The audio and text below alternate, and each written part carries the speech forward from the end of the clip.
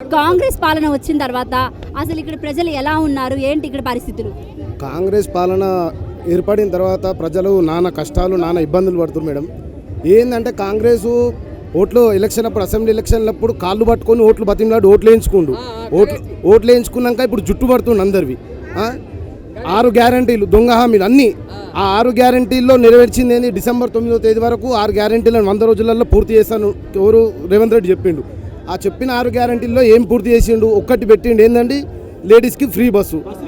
ఆ లేడీస్కి free bus పెట్టింది, లేడీస్ కొట్టుకునేటట్టు చేసిండు. ప్లస్ ఆ లేడీసే కలిసి జెంట్స్కి సీట్ లేదండి, టికెట్ పెట్టి ప్రయాణించే క్యాండిడేట్కి లేడీస్కి ఫ్రీ బస్ ఉండాలా వద్దా?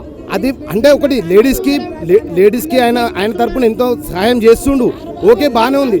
అది పూర్తిగా ఫ్రీ కాకుండా ఒక 100 రూపాయలు ఉన్న టికెట్ని కాస్త ఒక 60 రూపాయలు 70 రూపాయలు 50 రూపాయలకు కుదించి చేస్తే ఆ విధంగా మంచిగా ఉంటుండే.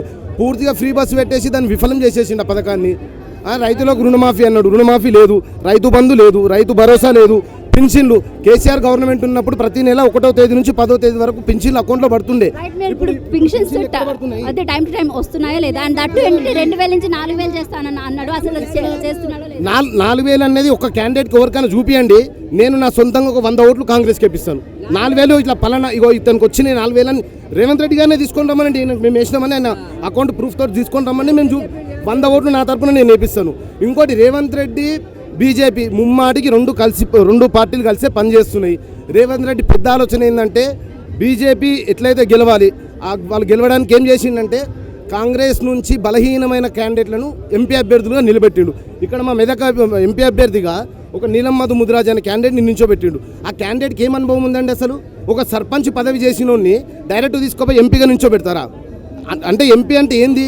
మన కోసం ఢిల్లీలో కొట్లాడాలి, ఢిల్లీలో అక్కడ ఏమంటారు ఆ పార్లమెంట్లో కొట్లాడాల్సి ఉంటుంది. ఇతనికి నీలం మధుకి ఏమైనా తెలివి ఉందా? రాజకీయం తెలివి ఉందా?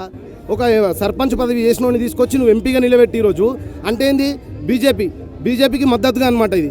ఈయన ఎట్లయితే నీలం మధు గెలవనప్పుడు అప్పుడు ఏమవుతుంది? కొన్ని ఓట్లు కాంగ్రెస్ ఓట్లు మొత్తం బీజేపీకి పడతాయి. అప్పుడు బీజేపీకి పడ్డప్పుడు ఏంది? టీఆర్ఎస్కి కొంచెం ఇబ్బంది పడతారు అన్నట్టు అట్లా బలహీనమైన క్యాండిడేట్లను నిలబెట్టి ఈరోజు బీజేపీతో చేతులు కలిపిపోతున్నాడు. ఆల్రెడీ మొన్నను ఏమంటారు సుప్రీంకోర్టు నుంచి కూడా నోటీసులు వచ్చినాయి, ఓటుకు నోటు కేసు. బీజేపీలకు పోతే రేవంత్ రెడ్డి బతుకుతాడు లేదా జైలు పాలవుతాడు. దానికోసమని బీజేపీకి ఇండైరెక్ట్ మద్దతు ఇస్తున్నాడు రేవంత్ రెడ్డి. ఇప్పుడు వచ్చే ఎంపీ ఎలక్షన్స్ లో ఏ పార్టీ గెలవాలి అనుకుంటున్నారు? ఇక్కడ ఉన్న అందరూ ఒక్కసారి చెప్పండి. మీ ఓట్ ఎవరికి? 100%. అంటే నాకు ఉన్న ఇన్ఫర్మేషన్ ప్రకారము 10 నుంచి 14 సీట్లు టీఆర్ఎస్ కొట్టబోతుంది.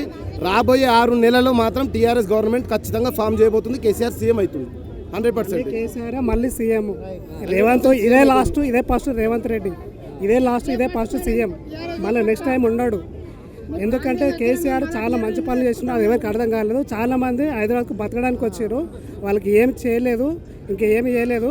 కాకపోతే అది మాయమాటలు చెప్పి రేవంత్ రెడ్డి అట్లా సీఎం అయింది. కానీ ఇప్పుడు గెలవమాను, ఈ ఎంపీ ఎలక్షన్ గెలిస్తే సిటీ కాదు మొత్తం ఎక్కడైనా సరే బీఆర్ఎస్ఏ వస్తుంది పక్కా.